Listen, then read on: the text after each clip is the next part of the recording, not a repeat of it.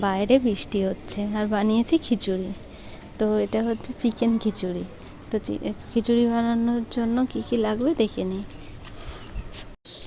আজকে সকাল থেকেই হচ্ছে বৃষ্টি, তার জন্য বানিয়ে নিলাম খিচুড়ি চিকেন দিয়ে। খিচুড়ি বানানোর জন্য মুগ ডালটা ভেজে নেবো প্রথমেই। মুগ ডালটা একটু ভাজা হয়ে গেলে এর মধ্যে মুসুরির ডালও দিয়ে দেবো। মুসুরির ডালটা দিয়ে একটু অল্প ভেজে নিতে হবে। ভেজে নিয়ে এবার ওই ডালের মধ্যে এক বাটি চালও দিয়ে দেবো। দিয়ে এবার চাল আর ডাল একসাথে ভালো করে ধুয়ে নিতে হবে। তো আমার এদিকে চাল আর ডালও ধোয়া হয়ে গেছে। এবার কিছু সবজি দেব, যেমন আলু, কুমড়ো, বেগুন সব কেটে নিয়েছি।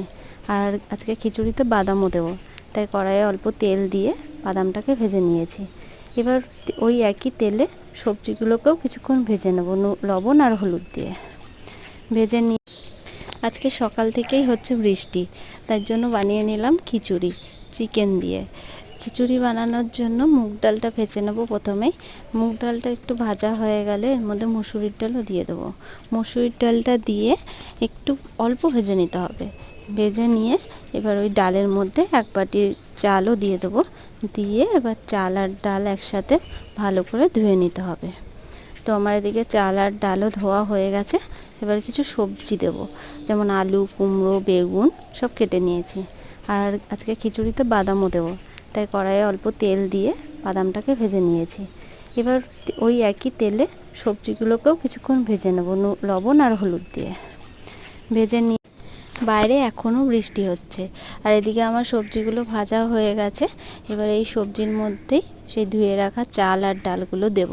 দিয়ে 2 মিনিট মতন এটাকে ভেজে নেব। ভাজা হয়ে গেলে এর মধ্যে দিয়ে দেবো জল দিয়ে ভালো করে সেদ্ধ করে নিতে হবে। আর এদিকে ফোড়ন দেওয়ার জন্য আদা, রসুন, কাঁচা লঙ্কার একটা পেস্ট বানিয়ে নেব। একটা পেঁয়াজ নিয়েছি কেটে। আর ওইদিকে 50% মতন চাল ডাল সবজি সেদ্ধ হয়ে গেছে। তারপরে দিয়ে দেবো 2টো চেরা কাঁচা লঙ্কা আর পুঁই শাক দিয়ে সেদ্ধ করে নেব ভালো করে। সেদ্ধ হয়ে গেছে, এবার ফোড়ন দেব। ফোড়ন দেওয়ার জন্য কড়াইতে সর্ষের তেল নিয়ে নিয়েছি। নিয়ে এর মধ্যে জিরে ফোড়ন দিলাম। জিরে ফোড়ন দিয়ে বাইরে